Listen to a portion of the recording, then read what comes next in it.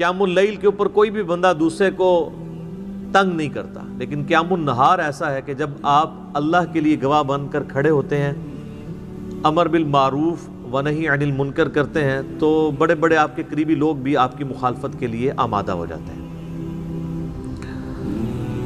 یہ جو سورۃ المدثر کی شروع کی آیات ہیں، یہ نبی صلی اللہ علیہ وآلہ وسلم پہ جو شروع کی وحی نازل ہوئی ہیں ان میں سے ایک ہے۔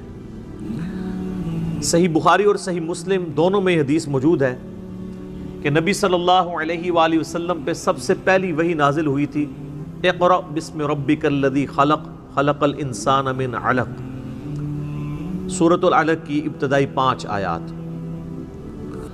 پھر اس کے بعد صحیح بخاری اور مسلم میں آتا ہے کہ نبی علیہ السلام پہ جو وحی کا سلسلہ تھا، اس میں فترت کا پیریڈ آ گیا، ایسا پیریڈ جس میں آپ صلی اللہ علیہ وآلہ وسلم پہ کوئی وحی نازل نہیں ہوئی، اور اس کی وجہ سے آپ صلی اللہ علیہ وآلہ وسلم بڑے غم زدہ بھی تھے۔ آپ تو چاہتے تھے جلدی جلدی قرآن نازل ہو، اور اسی دوران کافروں نے طرح طرح کی باتیں بھی کرنا شروع کر دی۔ تو فترت کے پیریڈ کے بعد جو پہلی وحی نازل ہوئی ہے وہ سورۃ المدثر کی ابتدائی آیات ہیں، لہٰذا آپ صلی اللہ علیہ وآلہ وسلم پہ جو شروع کی وحی نازل ہوئی ہیں ان میں سے یہ بھی چند آیات ہیں۔ بخاری اور مسلم میں اس کی ڈیٹیل آتی ہے کہ آپ صلی اللہ علیہ وآلہ وسلم فرماتے ہیں کہ جو غار حرا میں مجھ سے ایک فرشتے کی ملاقات ہوئی، جو پوری ڈیٹیل بخاری مسلم میں آئی ہے کہ انہوں نے حضرت جبرائیل علیہ السلام انسانی شکل میں سامنے آئے اور انہوں نے کہا اقرا پڑھیے، تو آپ صلی اللہ علیہ وآلہ وسلم نے کہا کہ میں پڑھا ہوا نہیں ہوں۔ 3 دفعہ یہ عمل ریپیٹ ہوا، اور پھر جبرائیل نے آپ صلی اللہ علیہ وآلہ وسلم کو اپنے ساتھ سینے کے ساتھ لگایا اور پھر پڑھایا، تو آپ صلی اللہ علیہ وآلہ وسلم نے یہ آیات پڑھی۔ بخاری اور مسلم میں یہ حدیث ملتی ہے کہ آپ علیہ السلام فرماتے ہیں کہ غار حرا میں جو مجھ پہ فرشتہ نازل ہوا تھا، پھر کچھ عرصہ کے لیے وہ مجھ پر نازل نہیں ہوا، اللہ کی آیات لے کر نہیں آیا۔ تو ایک دن اچانک میں نے یہ آبزرو کیا کہ مجھے کوئی شخص پکار رہا ہے، تو جب میں نے نگاہ اٹھا کر اوپر دیکھا تو پورے افق کے اوپر وہی فرشتہ چھایا ہوا تھا۔ اب ظاہر ہے کہ نبی علیہ السلام کے اوپر ایک دہشت طاری ہوگی، ایک انسان کے لیے تو یہ بڑا عجیب و غریب منظر ہے نا، کہ جہاں تک آپ کو منظر نظر آ رہا ہے کہ بندہ آپ کو اوپر نظر آ رہا ہے اور وہ آپ کو پکار رہا ہے۔ تو آپ علیہ السلام، بخاری مسلم کے الفاظ ہیں کہ دہشت کے مارے گر پڑے، اور پھر آپ صلی اللہ علیہ وآلہ وسلم واپس آئے اپنے گھر، اور سیدہ خدیجہ سے کہا کہ مجھے کمبل اڑا دو۔ ایک تو وہ والا واقعہ بخاری مسلم میں جو سورۃ العلق کی شروع آیات میں ہوا تھا، اس میں بھی یہی الفاظ ہیں، جس میں پھر سیدہ خدیجہ کہتی ہیں کہ آپ اپنے رشتہ داروں کے ساتھ صلہ رحمی کرتے ہیں، آپ مہمان نوازی کرتے ہیں، آپ غریبوں کا بوجھ اٹھاتے ہیں، آپ لوگوں کا بڑا خیال رکھتے ہیں، اللہ تعالیٰ آپ کو تنہا نہیں چھوڑے گا۔ اس حدیث میں یہ الفاظ ہیں کہ جب یہ کمبل اڑایا گیا تو پھر اللہ تعالیٰ کی طرف سے اس فرشتے نے ندا دی اور یہ آیات پڑھی، یا ایھا المدثر قم فانذر وربک فکبر وثیابک فطہر۔ بسم اللہ الرحمن الرحیم، یا ایھا المدثر، اے چادر میں، اے کمبل میں لپٹنے والے، قم فانذر، اٹھ کھڑے ہو جائیے اور ڈر سنائیے۔ انذار تمام نبیوں کی دعوت کا مرکزی پوائنٹ ہوتا ہے، تبشیر بھی ہے لیکن وہ دوسرے نمبر پہ ہے، اس کے لیے جو دعوت قبول کر لے۔ جو مرکزی ٹاپک ہوتا ہے وہ انذار ہوتا ہے۔ انذار کہتے ہیں ڈر سنانا، کہ تم خود سے پیدا نہیں ہوئے، تمہیں اللہ تبارک و تعالیٰ نے پیدا فرمایا ہے، اور اس اللہ نے مرنے کے بعد تم سے تمہارے اعمال کا حساب لینا ہے، تم جواب دہ ہو اپنے رب کو، قیامت کے دن اللہ کے حضور تمہاری پیشی ہے۔ اس کے لیے جو ٹرم بولی جاتی ہے شریعت میں، اس کو کہتے ہیں انذار۔ ذال انذار، ڈر سنانا۔ قرآن حکیم یعنی انذار کا لفظ تو قرآن کا پورا تانا بانا ہی اس کے گرد گزرا ہے۔ وَأُوحِيَ إِلَيَّ هَذَا الْقُرْآنُ لِأُنذِرَكُمْ بِهِ وَمَنْ بَلَغَ، سورۃ الانعام آیت نمبر 19۔ اے نبی علیہ السلام فرما دیجئے کہ قرآن مجھے اس لیے وحی کیا گیا، اس قرآن کے ذریعے میں تمہیں بھی ڈر سناؤں اور جس تک یہ دعوت پہنچے۔ تو یہاں پہ بھی ڈر سنانے کے لیے کہا جا رہا ہے کہ آپ دعوت و تبلیغ کا کام یعنی قیام النہار والا کام اعلانیہ شروع کر دیجئے. وَرَبَّكَ فَكَبِّرْ، اور اپنے رب کی بڑائی بیان کیجیے. یعنی بڑائی ایسی کہ جیسا حق ہے. ایک بڑائی تو اپنی زبان سے بیان کرنا ہے نا، وہ تو آپ دیکھ لیں ہماری اسلام کی جو عبادات سینٹرڈ اراؤنڈ جس کلمے کے ہیں نا وہ اللہ اکبر ہے. آپ جانور بھی ذبح کرتے ہیں تو کیا پڑھتے ہیں؟ بسم اللہ واللہ اکبر. صحیح مسلم میں تکبیرات موجود ہیں. پھر آپ عید کی جو تکبیرات ہیں جو صحابہ کرام سے نقل ہوئی ہیں، تابعین سے، المصنف ابن ابی شیبہ میں اللہ اکبر لا الہ الا اللہ واللہ اکبر وللہ الحمد. پھر یہ بھی آئی ہیں اللہ اکبر کبیرہ والحمد للہ کثیرہ وسبحان اللہ بکرۃ واصیلہ. پھر سر جو آپ 5 وقت نماز پڑھتے ہیں، 17 فرض رکھتے پڑھتے ہیں، ہر رکعت میں جو انتقال ہے ایک رکن سے دوسرے رکن میں وہ تکبیر کے ساتھ ہے، سوائے رکوع سے اٹھتے وقت سمیع اللہ لمن حمدہ. باقی سب تکبیرات ہیں. 4 رکعت کی نماز کے اندر 22 تکبیرات آتی ہیں. 6 تکبیریں پہلی رکعت میں، 6 ہی تیسری میں، اور 5 تکبیرات دوسری رکعت میں اور 5 ہی چوتھی میں. یعنی ایون رکعتیں جو ہیں ان میں اللہ اکبر آتا ہے 5 دفعہ، اور جو آڈ رکھتے ہیں، طاق رکھتے ہیں، ان میں اللہ اکبر آتا ہے 6 دفعہ. 22 تکبیرات. تو آپ ذرا یہ دیکھ لیں پھر باقی نمازوں کی ساری پھر سنتیں ملائیں تو سب اللہ اکبر ہی ہے. تو یہ تو کلمات ہیں کہ آپ نے اللہ کی بڑائی بیان کرنی ہے. بڑائی اللہ کے لیے ہے. ویسے ہم لفظی ترجمہ کر دیتے ہیں اللہ اکبر، اللہ سب سے بڑا ہے، یہ سمجھانے کے لیے ہوتا ہے. اصل اس کی جو اپروپریٹ ٹرانسلیشن اردو میں بنے گی وہ یہ ہے کہ تمام بڑائیاں، تمام بزرگیاں اللہ کے لیے ہیں. عموماً ہم جب اردو میں بڑائی کا لفظ بولتے ہیں نا کہ کوئی بڑا ہے تو اس سے پھر ہمیں وہ ذرا سائز ذہن میں آنا شروع ہو جاتا ہے. اللہ تعالیٰ کے لیے تو اس طرح کی تمثیل نہیں ہے نا. لیس کمثلہ شیء وہو السمیع البصیر. اللہ کی مثل کوئی شے نہیں ہے، وہ سننے والا ہے، دیکھنے والا ہے. بڑائیاں، تمام طرح کی خوبیاں، بڑائیاں، بڑے سے بڑے آنر کا جو لفظ ہے، کوئی صفت ہے، وہ اللہ کے لیے خاص ہے. اسی کے تحت ہم یہ سمجھتے ہیں کہ اللہ تعالیٰ کو اگر کوئی شخص خدا کہہ کر یا گاڈ کہہ کر پکار لے تو یہ جائز ہے، کیونکہ کیپٹل جی سے جو گاڈ لکھا جاتا ہے انگلش میں، یہ اسی خدا کے لیے لکھا جاتا ہے جس کو سب مانتے ہیں. فارسی میں خدا کا لفظ اللہ کے لیے بولا جاتا ہے. لہٰذا یہ جو اہل حدیث نے ایک فتنہ کھڑا کیا ہوا ہے اسماء و صفات کا، اور وہ یہ کہتے ہیں یہ خدا کا لفظ بولنا یا گاڈ کا لفظ بولنا یا اللہ کے لیے کوئی بھگوان کا لفظ بول لے تو یہ کوئی اسماء و صفات کا مسئلہ بن جائے گا، یہ کوئی شرکیہ مسئلہ ہو جائے گا. تو یہ ان کے یعنی ایک ذہن کی آپ سمجھ لیں کمزوری ہے. ایسا نہیں ہے. قرآن عربی میں نازل ہوا ہے. قرآن سے پہلے جتنی کتابیں الہامی ہیں وہ تو دوسری زبانوں میں نازل ہوئی ہیں. وَإِن مِّنْ أُمَّةٍ إِلَّا خَلَا فِيهَا نَذِيرٌ. اللہ تعالیٰ فرماتا ہے کوئی ایسی امت نہیں گزری جس میں ہم نے کوئی نہ کوئی ڈر سنانے والا نہ بھیجا ہو. تو ایک تکبیر تو ہے کہ آپ نے الفاظ بولنے ہیں، اور ایک تکبیر جو مشکل تکبیر ہے وہ دعوت و تبلیغ کا کام ہے کہ اللہ کی بڑائی بیان کرو جس طرح کے بیان کرنے کا حق ہے. دنیا پہ اللہ کی بڑائی قائم کر کے دکھائی ہے اللہ کے محبوب صلی اللہ علیہ وآلہ وسلم نے. یعنی وہ هو الذی ارسل رسولہ بالہدی ودین الحق لیظہرہ علی الدین کلہ ولو کرہ الکافرون ولو کرہ المشرکون. وہی اللہ ہے جس نے الہدی یعنی قرآن اور دین حق کے ساتھ اپنے پیغمبر کو مبعوث کیا تاکہ اسے تمام ادیان پر غالب کر دے، خواہ کافر اس کا برا مانے. مسند احمد میں حدیث ہے، نبی علیہ السلام فرمایا قیامت اس وقت تک قائم نہیں ہوگی جب تک کہ دنیا کے ہر گھر میں میرا پیغام نہ پہنچ جائے اور لوگ چاہتے ہوئے یا نہ چاہتے ہوئے اس دعوت کو قبول کر لیں. اچھا، یہ بات صحابہ کرام کو تو شاید سمجھ نہ آئی ہو کہ یہ کیسے پاسبل ہے کہ دنیا کے ہر گھر میں اتنا بڑا ڈیٹا کون رکھ سکتا ہے. لیکن سر آج یوٹیوب حفظہ اللہ، گوگل دعوت برکاتوں عالیہ، اسلام کے بارے میں کوئی اسٹڈی کرنا چاہے تو اس تک نہیں بات پہنچ سکتی. پہنچ کی ہوئی ایک واقعہ ہوتا ہے پوری دنیا کے اندر وہ واقعہ پہنچ جاتا ہے. تو یہ ایک میڈیا کی برکت سے یہ ساری چیزیں ہوئی. اور پھر جب یہ یعنی ایک مزید آگے معاملہ بڑھے گا تو پھر تو دعوت الحمدللہ گھر گھر تک پہنچے گی. تو اس رب کی بڑائی بیان کرو، ایک تو بولنے کے اعتبار سے، باقی پریکٹیکلی بھی اس کے لیے آپ اللہ تعالیٰ کے گواہ بن کر کھڑے ہو جائیں اور انسانیت کے اوپر حجت تمام کریں.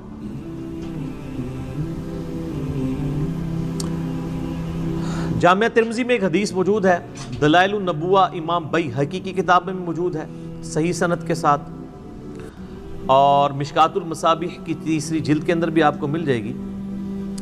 سیدنا جابر بن عبداللہ رضی اللہ تعالیٰ عنہ پوچھتے ہیں نبی علیہ السلام سے، اے اللہ کے محبوب صلی اللہ علیہ وآلہ وسلم، آپ پر نبوت کب واجب ہوئی؟ آپ کب نبی بنائے گئے؟ تو آپ صلی اللہ علیہ وآلہ وسلم نے فرمایا، میں اللہ کے ہاں اس وقت بھی خاتم النبیین لکھا ہوا تھا جبکہ آدم علیہ السلام ابھی روح اور جسم کے درمیان تھے. ایک روایت میں آتا ہے کہ آدم علیہ السلام ابھی مٹی اور پانی کے درمیان تھے، میں اللہ کے علم میں اس وقت بھی خاتم النبیین لکھا ہوا تھا. ظاہر ہے اللہ کے ڈیوائن نالج میں تو تھا. میں دعائے ابراہیم ہوں، میں عیسیٰ کی بشارت ہوں، میں اپنی ماں کا وہ خواب ہوں جو انہوں نے پیدائش کے وقت دیکھا جب میری پیدائش ہوئی، کہ ان کے لیے ایک ایسا نور ظاہر ہوا جس سے شام کے محلات بھی روشن ہو گئے ان پر. یعنی نبی علیہ السلام کی پیدائش کے وقت آپ علیہ السلام کی والدہ کو خواب کے ذریعے یہ بشارت دی گئی کہ آپ سے جو بچہ پیدا ہونے والا ہے اس کی حکومت بالآخر رومن امپائر کے اوپر بھی حاوی ہو جائے گی. اور پھر لوگوں نے دیکھا. تو لیکن یہ جو ہم جس نبوت کے یعنی مبعوث ہونے کا ذکر کر رہے ہیں وہ نبی علیہ السلام کی مبارک زندگی کے 40ویں سال کے بعد کا معاملہ ہے. آپ علیہ السلام پیدائشی طور پر پیغمبر تھے لیکن مبعوث نہیں ہوئے تھے. اللہ کی طرف سے آپ کی بعثت نہیں ہوئی تھی. اللہ کی حفاظت میں ضرور تھے. نبی تو اللہ کی حفاظت میں ہوتا ہے، لیکن نبی کو یہ خود نہیں پتا ہوتا کہ میں اللہ کا پیغمبر ہوں جب تک کہ اللہ اسے مبعوث نہ کرتا ہے. سورہ شورى میں واضح ہے، ما کنت تدری ما الکتاب ولا الایمان. اے نبی، قرآن کے نزول سے پہلے نہ تو آپ کتاب سے واقف تھے اور نہ ایمان کی تفصیلات کو جانتے تھے، بلکہ اللہ نے اس کتاب کو آپ کے لیے ہدایت کا ذریعہ بنایا. وَإِنَّكَ لَتَهْدِي إِلَىٰ صِرَاطٍ مُسْتَقِيمٍ. اور اب آپ بھی لوگوں کو سیدھے راستے کی طرف بلاتے ہیں. حتیٰ کہ صحیح بخاری میں سیدنا ابو بکر الصدیق رضی اللہ تعالیٰ عنہ کا ایک بڑا خطرناک قسم کا خطبہ موجود ہے. خطرناک میں اس لیے کہہ رہا ہوں کہ پاکستان میں 295C لگی ہوئی ہے، ورنہ حضرت ابو بکر میں فٹ کر دیتے ہیں جو انہوں نے ڈاکٹرائن بتائی ہوئی ہے. صحیح بخاری میں خطبہ موجود ہے، میرا ایک یوٹیوب پہ کلپ بھی ہے، صحیح اور بخاری اور مسلم سے قرآن کے فضائل پہ 8 احادیث. اس میں میں نے یہ حدیث بتائی تھی کہ سیدنا ابو بکر جب خلیفہ بنے رضی اللہ تعالیٰ عنہ علیہ السلام، تو انہوں نے جب پہلا خطبہ دیا تو اس میں ان کے الفاظ ہیں کہ اللہ تعالیٰ نے محمد صلی اللہ علیہ وآلہ وسلم کو اس کتاب کے ذریعے ہدایت دی. ذرا الفاظ سننے، محمد کو اللہ نے اس کتاب کے ذریعے ہدایت دی اور اب تم نے یہ کتاب کا پیغام ان کی امت تک آگے پہنچانا ہے. شکر ہے ادھر کوئی کھڑا نہیں ہو گیا کہ یار امیر المومنین یہ آپ کیا کہہ رہے ہیں، نبی علیہ السلام پہلے گمراہ تھے. نعوذ باللہ، گمراہ نہیں تھے، لیکن آپ کی ہدایت ڈیٹم لیول کی تھی، بنیادی تفصیلات نہیں تھی اس میں. قرآن میں وَوَجَدَكَ ضَالًّا فَهَدَىٰ. اے نبی، آپ کو ہم نے اپنی محبت میں حق کی تلاش میں خود رفتہ پایا تو منزل مقصود تک پہنچا دیا. یہ گمراہی والا ترجمہ تو غلط کیا ہے، اس کے اوپر جو بریلوی گرفت کرتے ہیں نا اہل حدیث اور دیوبند کی، وہ ٹھیک کرتے ہیں. ضال کا مطلب نبی علیہ السلام کے لیے گمراہی نہیں ہوگا. ضال کا ایک مطلب کسی کی محبت میں ڈوبنا بھی ہوتا ہے. جیسا کہ یوسف علیہ السلام کے بھائیوں نے اپنے والد کے بارے میں کیا کہا تھا، ان ابانا لفی ضلال مبین. ہمارے ابا جان تو اس بیٹے کی محبت میں ڈوب چکے ہیں. وہ یہ تو نہیں کہہ رہے تھے ہمارا ابا گمراہ ہو گیا ہے، وہ یہ کہہ رہے تھے کہ یہ اس ایک بیٹے کی محبت میں ڈوبا ہوا ہے، ہمیں بھی ذرا توجہ دے. تو یہ وَوَجَدَكَ ضَالًّا فَهَدَىٰ، اس کا ترجمہ جو ہے وہ احمد بریلوی صاحب نے ٹھیک کیا ہے کہ تمہیں اپنی محبت میں خود رفتہ پایا تو منزل مقصود تک پہنچا دیا۔ تو قرآن کے ذریعے اللہ تعالیٰ نے آپ علیہ السلام کی ہدایت کو کامل کیا۔ تو نبی پیدائشی طور پہ نبی ہوتا ہے لیکن اسے پتہ نہیں ہوتا جب تک مبعوث نہ ہو جائے، ورنہ تو بخاری مسلم میں جو حدیث آتی ہے کہ نبی علیہ السلام کو جب پہلی دفعہ فرشتہ نظر آیا تو آپ کی حالت جو ہوئی ہے،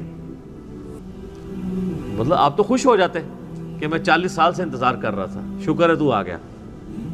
الٹا آپ علیہ السلام پریشان ہو گئے، حتیٰ کہ بخاری مسلم کے الفاظ ہیں سیدہ خدیجہ سلام اللہ علیہا ان کو اپنے کزن ورقہ ابن نوفل کے پاس لے گئیں۔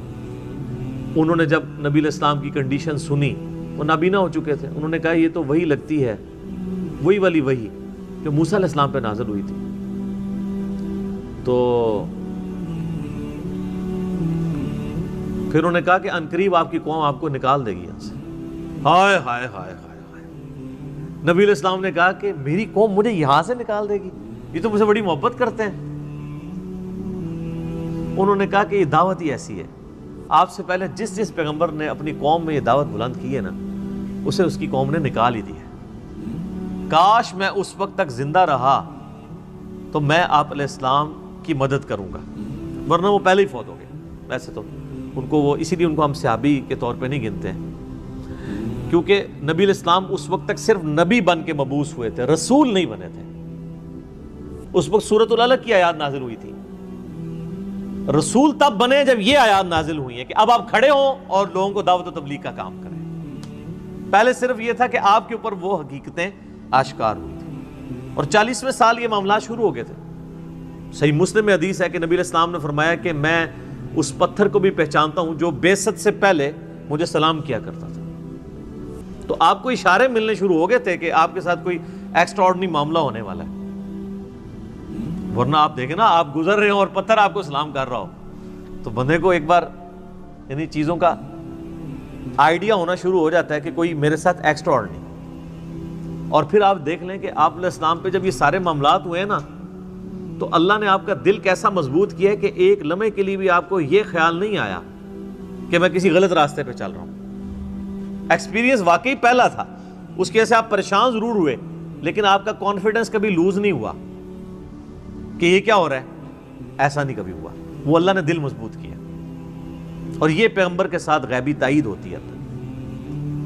بعض اوقات پیغمبر جو ہیں وہ بچپنے میں ہی بولنا شروع کر دیتے ہیں، سورہ مریم میں آتا ہے، سورہ آل عمران کے اندر آتا ہے کہ حضرت عیسیٰ علیہ السلام جو ہیں وہ ماں کی گود میں بھی کلام کر رہے ہیں۔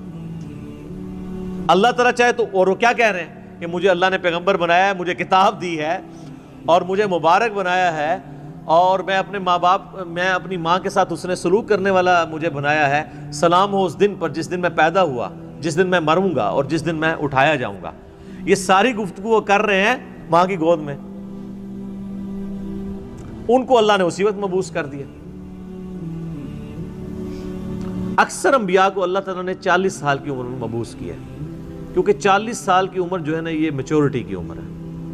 حضرت موسیٰ علیہ السلام کو بھی 40 سال کی عمر میں مبعوث کیا۔ اس کے بعد انسان یعنی دنیا کے سارے حقائق دیکھ چکا ہوتا ہے، اتنے ایکسپیرینسز اس کو آ چکے ہوتے ہیں کہ وہ اب ایک بڑے لیول کی دعوت کو لانچ کر سکتا ہے۔ اور جو لوگ ذرا اس سے پہلے شروع ہو جاتے ہیں دعوت کے حوالے سے، تو وہ اللہ تعالیٰ کی طرف سے کوئی ایکسٹرا آرڈنری کسی کے ساتھ معاملہ ہو سکتا ہے، جس طرح حضرت عیسیٰ علیہ السلام تھے۔ اور جب انہوں نے یہودیوں کو ایڈریس کرنا شروع کیا ہے، اس وقت ہارڈلی آپ کی عمر 25 سال تھی حضرت عیسیٰ علیہ السلام کی، جب یروشلم میں جا کے انہوں نے یہودی پادریوں کو للکارنا شروع کیا، بڑے بڑے بزرگوں کی گستاخیاں جب حضرت عیسیٰ نے شروع کی ہیں، اس وقت ان کی عمر صرف 25 سال تھی۔ وہ تو ہی کہتے تھے نا گستاخی ہو رہی ہے ہمارے ساتھ، تو گستاخی سمجھتے تھے، کیونکہ حضرت عیسیٰ علیہ السلام ان کو کرٹیسائز کرتے تھے، میٹھی میٹھی باتیں نہیں کرتے تھے، میٹھی میٹھی باتیں کرتے تو وہ ہاتھ ڈالتے، وہ کہتے تھے تم یہ کہتے ہو اور کتاب میں یہ لکھا ہوا ہے، تم خود یہ کرتے ہو۔ تو انہوں نے کہا پکڑ لو اس کو، قتل کے درپے ہو گئے۔ وہ تو اللہ تعالیٰ نے ان کو زندہ اٹھا لیا، ورنہ وہ تو قتل کر ہی دیتے حضرت عیسیٰ علیہ السلام کو۔ تو اس میں میں ایک بڑا تلخ جملہ بولتا ہوں کہ حضرت عیسیٰ علیہ السلام جو یہودیوں نسل تھے، یہودیوں نے اپنے علماء کے زیر اثر ان کے قتل کے اوپر آمادگی ظاہر کر دی. یہ علماء کا فتنہ اتنا بڑا فتنہ ہے کہ یہ فتنہ وقت کے پیغمبر کے خلاف بھی کھڑا ہو جائے تو اس کو بھی دنیاوی طور پہ فیل کر دیتا ہے. دنیاوی طور پہ تو فیل ہی ہے نا. 12 بندے صرف ایمان لے کے آئے, اپنی بھی جان اللہ نے بچائی. دنیا میں تو یہ دیکھا جاتا نا اس کے کروڑوں فالوور ہوں, تبھی تو بتا رہے ہوتے ہیں نا جی جناب اتنا بڑا اجتماع ہوا ہے, اتنے جلسے میں لوگ آئے. وہ کیوں بتا رہے ہوتے ہیں؟ کامیابی کے لیے. حضرت عیسیٰ علیہ السلام کے جلسے میں کتنے لوگ ہوتے تھے؟ 12, وہ بھی 2 بھی. گلیلیا جھیل کے کنارے جا کے, وہ باقی تو بات ہی نہیں سنتے تھے, انہوں نے 2 بیوں کو بات سمجھ آ گئی. وہ جناب اللہ کی مرضی ہے کسی کو بات سمجھ آ جائے. ابو جہل کو سمجھ نہیں آئی ہے, بلال حبشی کو سمجھ آ گئی ہے, عمار ابن یاسر کو سمجھ آ گئی ہے, یاسر اور سمیہ کو سمجھ آ گئی ہے, رضی اللہ عنہم اجمعین وعلیہم السلام اجمعین. والذین جاہدوا فینا لنہدینہم سبلنا, جو لوگ کوشش کریں گے انہی کو بات سمجھ آئے. تو نبی علیہ السلام کا باقاعدہ حکم ہوا ہے کہ آپ نے اپنے رب کی بڑائی کے لیے کھڑے ہو جانا ہے. وَثِيَابَكَ فَطَهِّرْ, اور اپنے کپڑوں کو پاک رکھنا ہے. یعنی پیغمبر مبعوث ہوا ہے اور اسے کپڑوں کی پاکیزگی کا حکم دیا جا رہا ہے.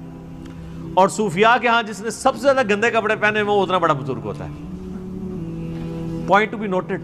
ہاں آپ تصوف کی کتابیں پڑھ کے دیکھیں سر, یہ تذکرۃ الاولیاء جو ایک سمجھ لیں مدر بک ہے تصوف کی, شیخ فرید الدین عطار المتوفی 632 ہجری, جس کے حوالے فضائل اعمال, فضائل صدقات, فضائل سنت, یہ سارے بزرگ بابوں کی کتابوں میں ملیں گے, جن سے اب طارق جمیل صاحب نے بھی اعلان برات کر دی ہے اللہ کے فضل سے.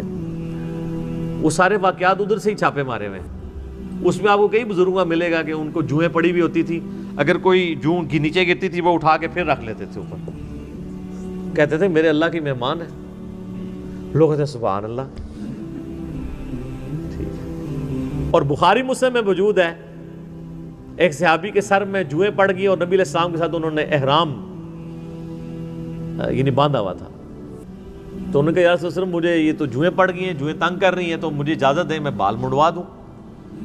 اب آپ جب تک احرام کی ساری پابندیوں سے آزاد نہیں ہوتے ہیں اس وقت تک تو بال نہیں منڈوا سکتے. پھر نبی علیہ السلام نے ان کو بال منڈوانے کی اجازت دے دی اور اس کے اگینسٹ پھر انہوں نے جو ہے نا وہ ایک دم بھی دیا. تو بعد کے بزرگ جو ہیں وہ جوئیں اٹھا کے اوپر رکھتے ہیں, گندے مندے رہتے ہیں. اور بلکہ سب سے بڑا بزرگ وہ ہوتا ہے جو گندا بھی نہ رہے, کپڑے ہی سارے اتار دے, اس کو سب سے بڑا بزرگ مانا جاتا ہے. وہ کہتے ہیں مجذوب ہے یہ, یعنی اللہ تعالیٰ کی محبت میں غرق ہو چکا ہے. یعنی اس کا مطلب ہے کہ اللہ کی محبت میں غرق ہونے کا مطلب یہ ہے کہ بندے کے کپڑے پہلے چلے جاتے ہیں. تو اللہ تعالیٰ کی معرفت سب سے زیادہ مخلوقات میں سے کن کو ہوتی ہے؟ انبیاء کو. تو کہیں ملتا ہے کہ انبیاء کرام علیہ السلام پہ جب اللہ کی محبت کا غلبہ ہوتا تھا تو وہ کپڑے اتار دیتے تھے؟ کہیں ملتا ہے ایسی بات؟ تو یہ پھر اس لیے ہم کہتے ہیں کہ انبیاء کا جو دین ہے وہ اور ہے, بابوں کا دین اور ہے اور کتابوں کا دین اور ہے. یہ بابوں کا دین ہے اور کتابوں کا دین وہ ہے جو صحیح سند کے ساتھ صحابہ اکرام اہل بیت کے ذریعے اور بعد میں محدثین کے ذریعے دین ہم تک پہنچا ہے.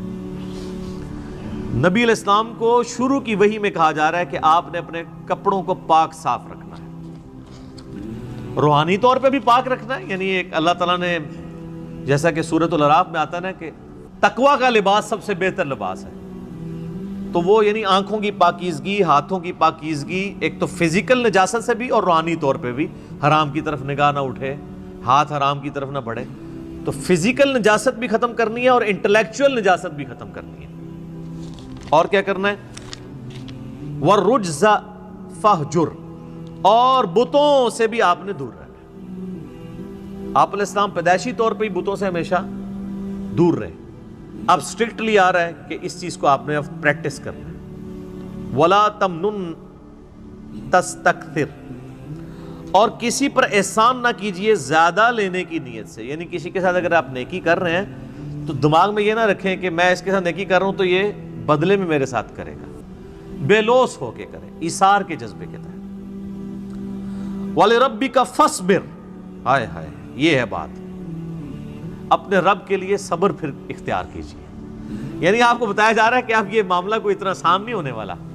آپ ذرا دیکھیں جب یہ آیات نازل ہو رہی ہیں اس وقت تو آپ علیہ السلام کے تو دماغ میں بھی نہیں یہ بات کہ میرے ساتھ آگے ہونا کیا ہے. ایک شخص جو عرب کے لوگوں کی آنکھوں کا تارا ہے, جسے سب لوگ سر پہ اٹھائے ہوئے ہیں, صادق اور امین کہتے ہیں, اس کی مثالیں دیتے ہیں,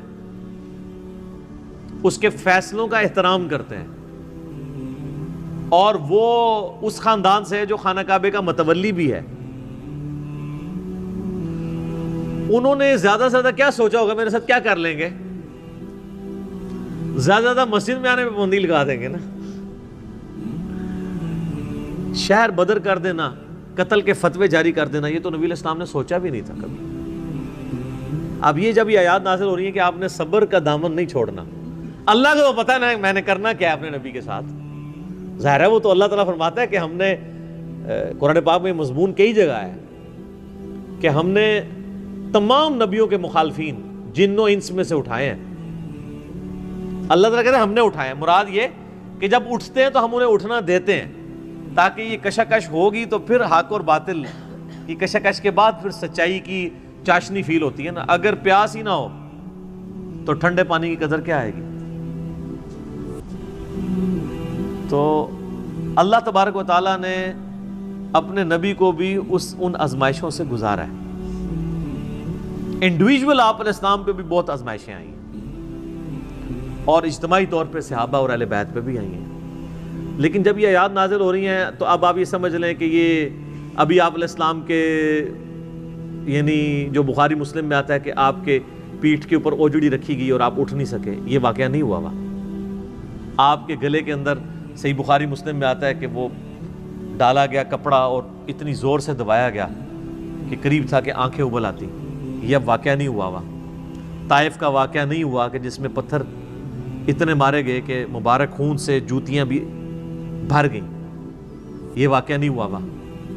پھر قتل کے فتوے کے رات کے وقت سیدنا ابوبکر کو ساتھ لے کے اور مولا علی کو اپنے بستر پہ لٹا کے آپ علیہ السلام ہجرت کے لیے نکل گئے. یہ واقعہ بھی نہیں ابھی ہوا. اور سر پر مدینے میں تو لائف ہی پوری ڈائنامک, جاتے ہی یہودی متھے مار لگ گئے, جا کے منافقین اوپر سے کلمہ پڑھ لیا, پیچھے سے وہ یعنی جڑیں کاٹتے رہے. پھر غزوہ بدر میں جو کچھ ہوا, احد میں تو نبی علیہ السلام کے دانت بھی شہید ہو گئے اور آپ کی شہادت کی خبر مشہور ہو گئی, اس قدر آپ کا خون بہہ گیا. خندق کے وہ موقع کے اوپر آپ علیہ السلام کو سخت سردیوں کی راتوں میں کس طریقے سے ایون صحابہ کہتے ہیں ٹوائلٹ جانا ہمارے لیے مشکل ہو جاتا تھا, سامنے سے تیر آ کے لگ جاتا تھا. اس کے بعد پھر صلح حدیبیہ والی جو مشقت کاٹنی پڑی, اتنا پیدل سفر کر کے, پھر ایک پیس ٹریٹی کر کے واپس جانا پڑ گیا, عمرہ بھی نہیں کیا. پھر غزوہ خیبر والی جو ایک معاملہ آیا وہ کئی ہفتوں تک. اس کے بعد پھر فتح مکہ کے لیے 10,000 کے صحابہ کو کے لشکر کو لے کے نکلے رمضان کے مہینے کے اندر. ہم لوگ ادھر ایسی میں بیٹھے ہوئے ہیں. اور پھر ختم نہیں ہوا معاملہ, فوراً فتح مکہ کے 3-4 مہینے کے بعد قبیلہ حوازن کے ساتھ جو ہے وہ جنگ غزوہ حنین ہو گئی. 12,000 کا لشکر تھا. بس تکبر کے جملے نکل گئے کچھ اصحاب سے کہ ہم 313 تھے تو غالب آئے تھے, آج تو ہم ہے ہی بہت ہیں. تو قرآن کے الفاظ ہیں, اللہ تعالیٰ نے یقین کریں کہ اتنے سخت الفاظ کے اندر جسے کہتے ہیں نا میڑا مارتے ہوئے, تانا دیتے ہوئے بات کی ہے. اللہ نے فرمایا تم نے یہ بات کی, تمہیں تو کہنا چاہیے تھا اللہ کی مدد سے فتح ہوئی تھی. تو دیکھ لو جب تم نے یہ جملہ بولا تو دیکھو تمہیں راستہ بھی نہیں پھر ملا بھاگنے کا. 80 بندے بخاری مسلم میں آتا ہے نبی علیہ السلام کے ساتھ رہ گئے. صرف 12,000 میں سے 80 بندے, باقی سب بھاگ گئے. وہ سامنے سے تیر ہی ایسے لگے ان کو. وہ تیر کے بڑے ایکسپرٹ تھے قبیلہ وازن کے لوگ. اور پھر پیرلل میں جناب وہ رومن امپائر نے نبی علیہ السلام کا سفیر قتل کر دیا. آپ نے غزوہ موتا کے لیے جو ہے وہ وہاں بھی مہم روانہ کر دی زید ابن حارثہ کی سرکردگی میں, اتنے معاذوں کے اوپر پیرلل میں. اور پھر اس کے بعد غزوہ موتا کے بعد پھر وہ غزوہ تبوک کے لیے آپ علیہ السلام خود, جسے وہ جیش العسرہ کہا جاتا ہے, تنگی والا جو مارکا, تو اور آخری وقت بھی آپ کیا فرما رہے ہیں؟ آخری جو آپ آگے خطبہ دے رہے ہیں بخاری مسلم میں، وہ لشکر اسامہ بھیج رہے ہیں۔ اتنی مشکل لائف شروع سے لے کے اینڈ تک، اور یہ تو باہر کی لائف ہے، جو اندر آپ کو تکلیفیں اٹھانی پڑ رہی ہیں۔ بیویاں کہہ رہی ہیں کہ جی اس طرح ہمارا گزارا نہیں ہوگا، پھر قرآن نازل ہو رہا ہے کہ نہیں اسی طرح گزارا کرو۔ تو کئی معاذوں کے اوپر، اب یہ سارے معاذ اگر آپ کے ذہن میں ہونا تو پھر آپ یہ آیت پڑھیں والی ربی کا فصبر، اے نبی علیہ السلام آپ نے اللہ کے لیے صبر کرنا ہے، ابھی تو بڑے بڑے مراحل ہیں۔